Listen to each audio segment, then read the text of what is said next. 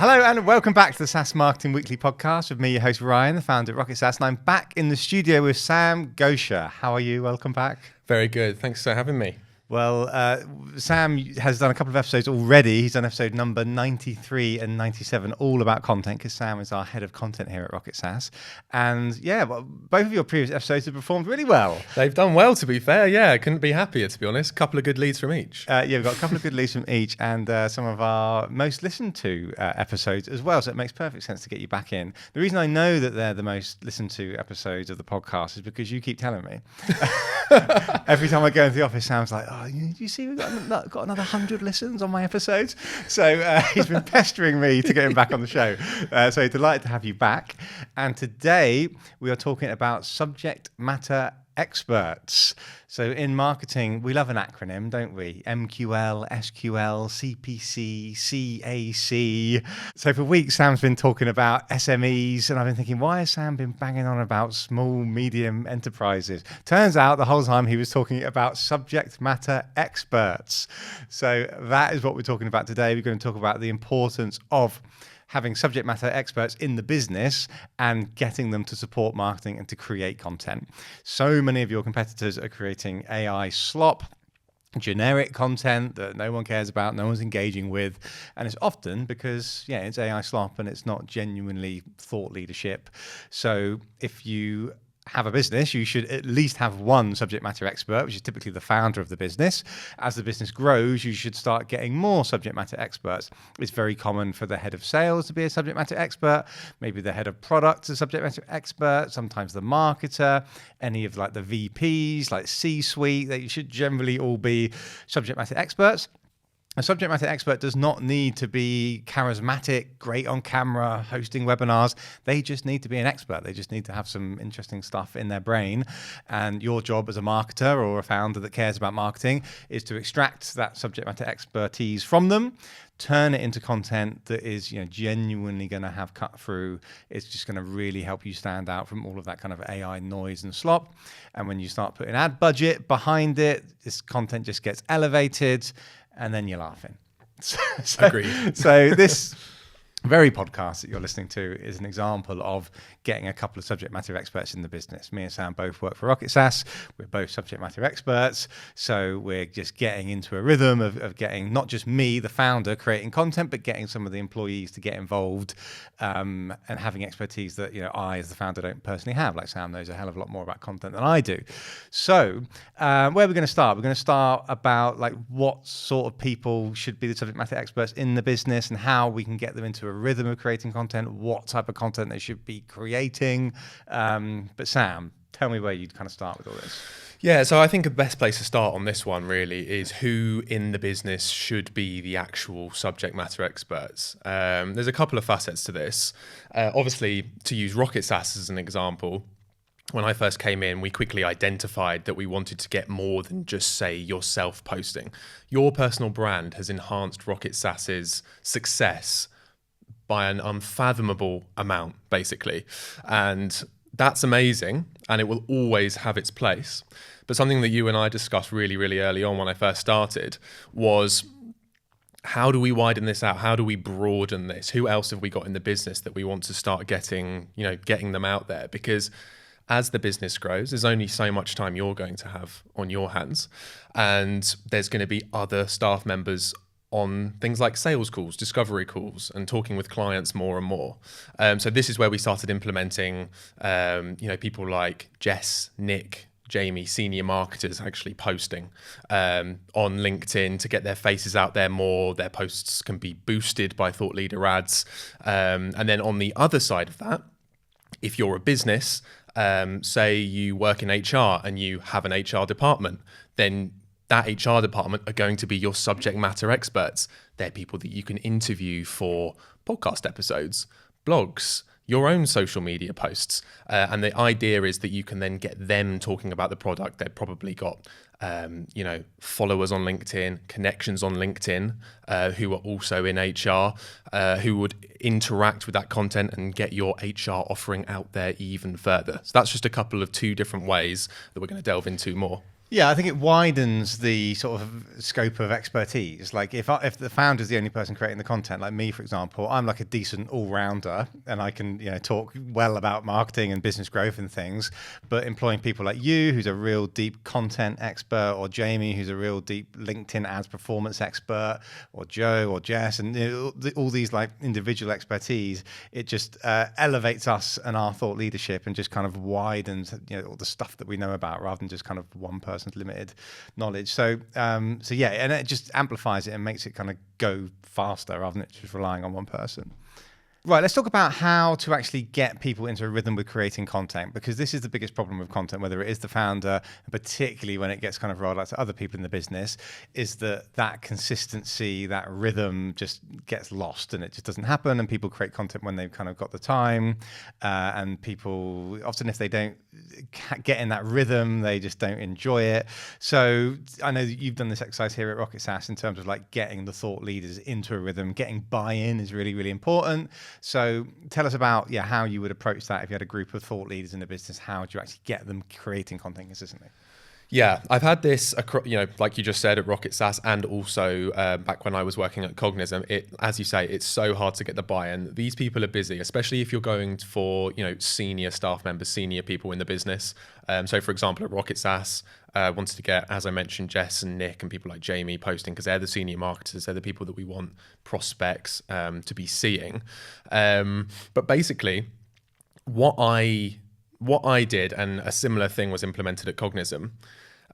Basically, I built out an Asana SOP. So I have assigned them subtasks. So there's one subtask each a week for Jess, Nick, and Jamie, all on the same primary Asana board. And then every subtask is linked through an SOP. It literally says, what should I be posting today? Link to the SOP, and there's a list of everything that they can be posting. And the reason that I did that is because they are so time poor. They're only going to have 2-3 minutes maybe in their day, and that's not even being dramatic. That is the honest truth, to literally make this post. So if they have to sit there for 15 minutes thinking, oh, well, what should I even post? They need to be driven towards content that we're creating. And as the content guy, I'm responsible for telling them what they should be posting about, whether it's case studies, hot topics, which I know we'll get onto a bit more soon. Right. So in terms of getting them into a rhythm, so you've got like a recurring weekly Asana task assigned to them to say you have to do a post. So that's sounds obvious, but that's the way that Rocket SaaS runs is we use Asana as a project management tool. If I'm not given a task, I'm not doing it. Sometimes people say to me over the desk, "Oh, can you just do that?" And I'm like, "You have to set me an Asana task, otherwise it's just not happening. I will forget." It's like my mother used to say when I was a boy. She was like, "If it's not in the calendar, it's not happening." So you had that drilled into you really early on. Yeah, exactly. I don't thank my mother for that. So yeah, that's the basic thing. Is a recurring project management task. So it pops up in the calendar. You have to do a post, and then there's a few different options here. Like ghostwriting is one option. So like you could have the marketer or the content person, or you could even have an external ghostwriter actually writing the posts for these people. When I say the post, I'm mainly referring to LinkedIn posts. Personally, I'm not a fan of it. I'm generally not a fan of ghostwriting. I think it takes the authenticity out of a post. You're going back to the whole AI slop thing, generic. It's not you. You as the person that's reviewing this ghostwriting, you can kind of cringe and be like, that's not how I would say that word. I wouldn't use that word. And if you cringe, then you're just not going to continue doing it. So not a huge fan of ghostwriting. So I highly recommend that you write it yourself, but that is a big time drain to write stuff yourself. So what I think Sam does is he kind of leads the horse to water, per se, by saying, here's the topics that we want to focus on this month. So for example, it often relates back to the podcast, doesn't it? So you could be like, okay, this month the podcast is focusing on this particular like closed lost campaign, or maybe it's LinkedIn ads.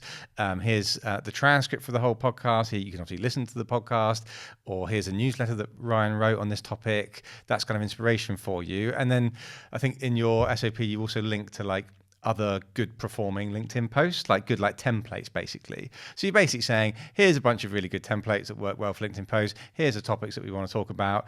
Give it your own spin. Exactly. It's giving them everything you can possibly give them without actually writing their posts. So I remember when I first came into Rocket SaaS, I said, do you want me to write, because at Cognism I was writing people's posts, and I said, do you want me to write those? And he was like, no. No, not a fan of it.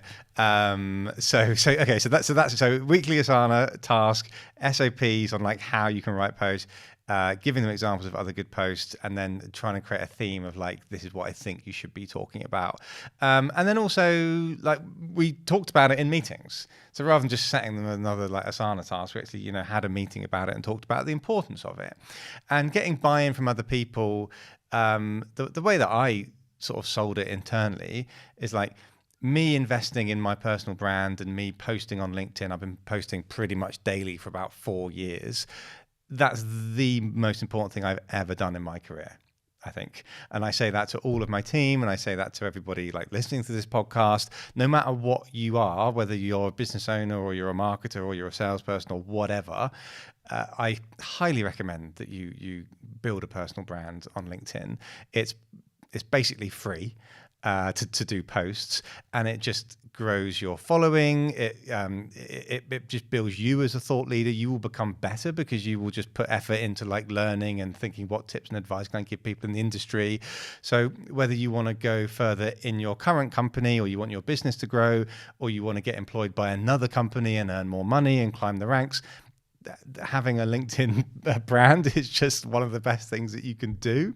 So that's how I sell it internally. I'm like, look, if you want to become a marketing leader, which is what a lot of senior employees at Rocket SaaS want to do, having a LinkedIn profile is really good. LinkedIn profile is really, really important. So you want to explain the benefits to them, and if they're just not up for it, then maybe. Well, that's where I was going to bring that up. We've done the free version, and the paid version is quite literally paying them. We had some subject matter experts at Cognism, and again, they were salespeople. Obviously, salespeople are motivated by money. We just paid them 50 quid a post to post out. Really? Yeah, and it was obviously effective. I was writing their posts, mind you. Well, why weren't you getting the 50 quid? Well, that's ask Cog. But yeah, so that's a last resort. So hang on. You were writing posts for people, and then they were being given 50 quid. Yeah. That is ridiculous. Yeah, exactly. I know, it's crazy. That's how much it costs to get out on the salespeople's LinkedIns, let me tell you. But yeah, that's just for everybody listening. That is a final resort. If you have the budget, if you have 1, 2, 3 SMEs, and you've got 150 quid a week to spend on 3 SMEs, and you really can't get them to post, and you really want them to post so that you can boost their content with thought leader ads, give it a go, but try all of the free stuff first. You don't want to be paying them, because once you start, it's hard to stop. Not a massive fan of that either, to be honest. But if that's what they did at Cognism, then who am I to say? They're one of the fastest scaling B2B SaaS companies around. But something similar to that I've seen is like competitions. So you would say to like everybody in the business, whoever does the highest engaged LinkedIn post this month will get 200 quid Amazon voucher. And then just people start posting like crazy. And unlimited posts. You don't need to do one post. You can do 100 posts if you want in the month. Whoever gets the most engaged post will get 200 quid. Whatever budget you've got to throw at this. And that's a really fun way of doing it. And that can really elevate all of this stuff. Because think of all of your employees in the business. Like if you think of all of their LinkedIn connections, all the previous companies that they worked with, all the friends and what network that they've got on LinkedIn, there is revenue there. Okay, so getting all of your employees to post, the likelihood of somebody seeing it that they know that's not on your radar, that they used to work with, that's currently in market to buy a new SaaS platform, that's just a great way to just get more leads into the business.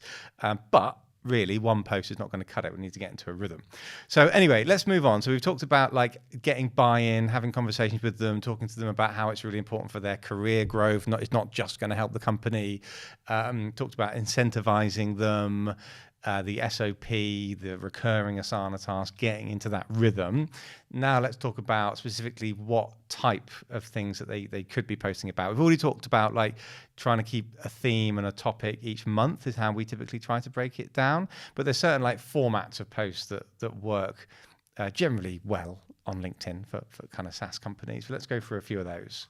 So I've got a list here of the different types of content that we generally focus on in terms of like different themes. One is point of view, hot takes, tips. That's how I started my LinkedIn personal brand, is every day I would try and post a marketing tip. Like if you're a SaaS marketer, just do this quick tip, this quick hack. It was quite just quick posts, and that did okay.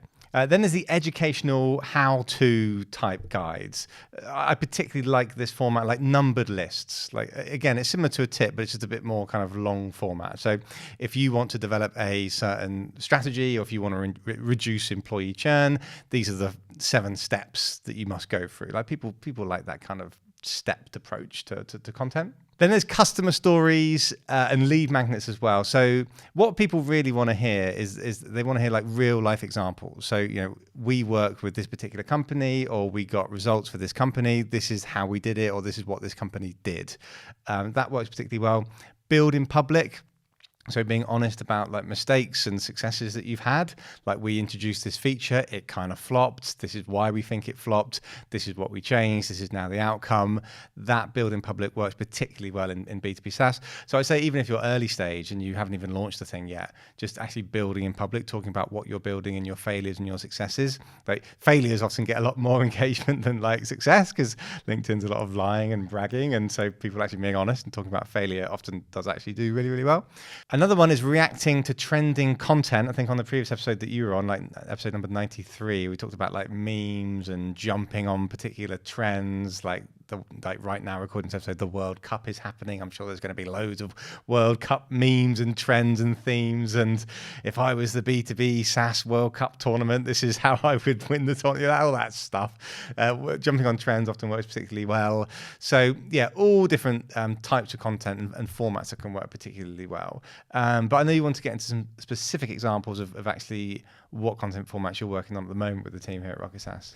Yeah, so the content formats that we're working on with the team, again, it comes back to that SOP. So it comes back to what I've built out. It's literally a list of everything that they can post about to make it way easier for them. So obviously we've already mentioned these, but we've got podcast episodes. Now I've given on the SOP the team the chance to either just post out the latest episode with a bit of a thought leadership caption, provided them with the full transcript of the episode. So if they wanted to, they could quickly run it through AI and they could just figure out the main talking points. And as a marketer, what should I be saying about this to get them started with their post? So they can either post that out as a static post with a link to the episode. We've got loads of clips. We get 5 clips made per episode. They all go out on LinkedIn. They go out on YouTube Shorts. So they have the opportunity to post those. I've never been worried about duplicate content going out on different channels. So for example, say you post a clip from this episode, then I posted the same clip from the episode 2 days later. Doesn't bother me at all. Two different audiences, even though we work for the same companies, 2 opportunities to bring people in to listen to that episode of the podcast. We also have blog posts. So as we've spoken about on the podcast before, we repurpose these podcast episodes into blog posts. They can post the blog version if they want to, just to differentiate the type of format they're posting out. As we know, LinkedIn content can get really stale. If they've posted just 6 clips in a row, people are going to know what to expect. So they need to switch around the types of content that they're posting out. Something else we're really big on at Rocket SaaS, and something that we've discussed loads, is fun, interesting culture content. So for example, if you head over to my LinkedIn profile, you'll see the sort of things that I post about. Now, I know I'm the head of content, so you'd expect some more sort of fun and interesting posts from the head of content. But just the other day, I posted about Dave, our head of marketing, just a little, a short caption on. He's a dog. Yeah, he's a dog, by the way. If marketing wasn't a sign of that, and just said, "Oh, Dave's having a few words with me about my content today." That in itself is culture content. It shows that we're a fun brand to work for and with. So to get your senior marketers and senior team posting about that content as well has always worked really, really well for us. And obviously you're partial to a few posts as well. Yeah, it's amazing for culture. Absolutely. It's amazing for culture and it's amazing for hiring. So lots of people, when they interview with Rocket SaaS, are like, oh my God, it looks like such a fun place to work. It looks like a really strong culture. And it's like, well, why do people have that impression? The website does okay. I think if you go on the About Us page of the website, it has some nice photos of people, but really it's the LinkedIn. People are checking out the LinkedIn company page. People are seeing lots of photos of the team. People can see that other people, like employees of the business, are posting about cultural stuff, like fun photos that they're doing with Dave the dog, or the team going out for coffee, there's photos or events that we're doing. So when you've got employees that are posting, so now we're kind of moving away from subject matter experts necessarily, it's just like any employee posting, it can really show that, yeah, this is a friendly, nice, cultural, fun place to work, which in turn has a huge impact on hiring. And it can also elevate the culture of the company internally.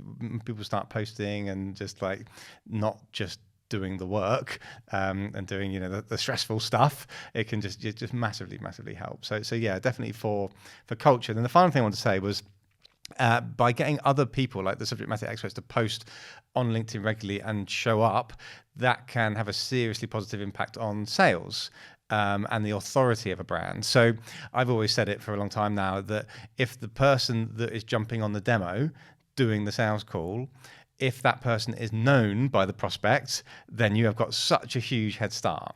So whoever is doing the demos or the sales call, whatever it is, if they're regularly posting on LinkedIn, particularly video content and images of themselves, and then, prospects go on a call and go, oh, it's you, Chris. Oh, I've seen you. I've watched some of your videos. I like some of your posts. I've been following you for a while. Oh, I like some of the stuff you put out. That is a humongous advantage to actually closing the deal, as opposed to just jumping on a call with someone that you've never seen before, and that kind of awkwardness of like trying to build rapport. So yeah, when you've got that kind of authority happening, or even when the salesperson's doing a call and they're like, oh yeah, our CTO or our head of product would love to talk to you about that kind of feature that you're talking about. And oh yeah, I know who your head of product is. I see them on LinkedIn. It just hugely like elevates the brand, which is just going to make you look more premium. And when you look more premium, you can charge more money, you can be more expensive, you can go up market. There's just like so many benefits of getting multiple people in the company becoming thought leaders. But yeah, the big challenge is getting buy-in. So like we talked about, talking to them about what it matters for them, not just the company, their career growth, and then getting them into a rhythm, maybe incentivizing them, and also leading the horse to water in terms of like, these are the topics we want you to talk about. Here's some templates, off you go. So yeah, it can take a while to like get this engine started. It's a clunky old machine to get going, but once it's going, and then you start boosting it with thought leader ads, it's can have some serious like impacts on the business. We're already seeing the benefits of that here at Rocket SaaS. So I think that covers it for today, would you say? Yeah, I would say so. I think that completely covers it off. Just get them posting, get them into that rhythm, best advice, and give them everything you possibly can give them as the marketer or the founder. Give them everything you can possibly give them to just take 2 minutes on a post. Yeah. A final tip from me actually on this is the 80-20 rule, which I've always followed, which is 80% of the content going out should be helpful, educational, top of funnel, hardly ever a call to action to work with you. And then 20% of your content should be the bottom of the funnel, the shameless plug of like, this is what we do. These are our features. These are our benefits. You should book a demo because it's going to solve your problems. That's the rhythm that you want to get in, and how you want to post them out. That's my recommendation. I had an issue for years where I was 100% top of funnel and people didn't know what the hell I did as a job. So then I started thinking, oh, by the way, we're a marketing agency that helps B2B SaaS companies scale, and then leads started coming in, surprise. So yeah, make sure you've got the right balance. Most people just do it the other way around. They do like 20-80, where it's just like constant bottom of the funnel and just like the occasional top. No one wants that. You want 80-20, maybe even 90-10. That's something that I learned a few years ago, and I've always stuck with that. But anyway, that's the end of the episode. Thank you so much for listening. If you like Sam and you're into content and you're into content marketing, then episode number 93, Sam talked about how to develop a content marketing strategy. That was a really, really popular episode. So check that one out. If you don't like Sam, you don't think that he knows what he's talking about, then maybe skip that one. Definitely don't follow me on LinkedIn or anything. Oh yeah, follow Sam on LinkedIn as well. Sam Gosha. But thanks so much for coming in. See you soon. See you very soon.